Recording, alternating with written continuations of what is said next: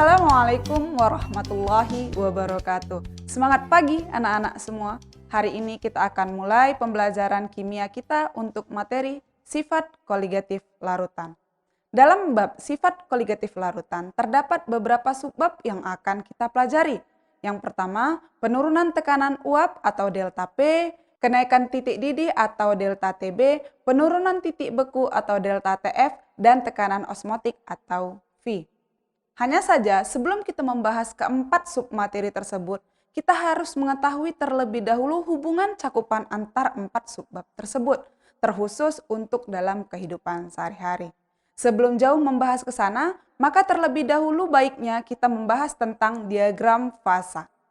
Diagram fasa merupakan diagram yang menunjukkan adanya tiga zat cair pada air, yaitu adanya padat, cair, dan gas. Pada diagram fasa, umumnya menggunakan tekanan atau satuan milimeter Hg pada sumbu Y dan suhu atau derajat Celcius pada sumbu X. Ketiga fasa padat, cair, dan gas dihubungkan pada satu titik dan garis. Di mana garis pertama menunjukkan garis beku, yaitu garis batas antar fasa padat dengan fasa cair. Titik-titik pada ketiga garis tersebut menandakan batas-batas berhubungan dengan tekanan dan suhu, di mana air dapat membeku atau es dapat mencair.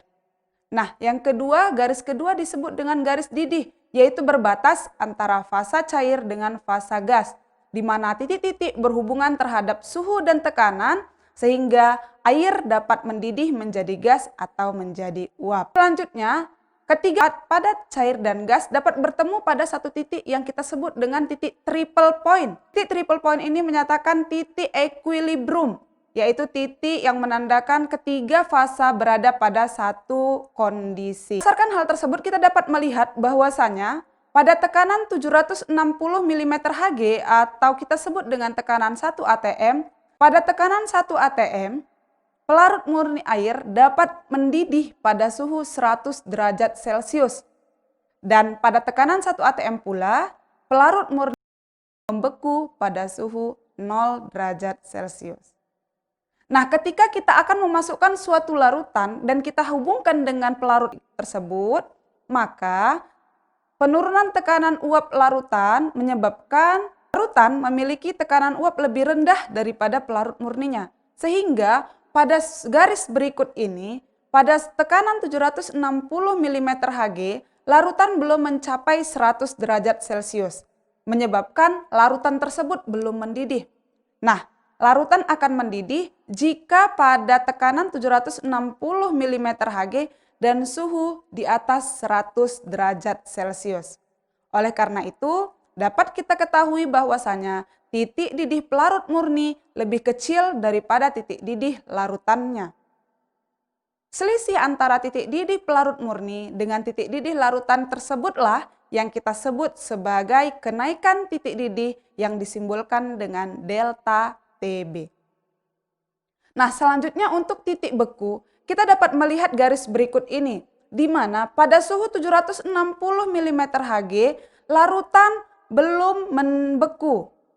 Sehingga larutan dapat membeku jika tekanan berada 760 mm Hg atau 1 atm pada suhu di bawah 0 derajat Celcius.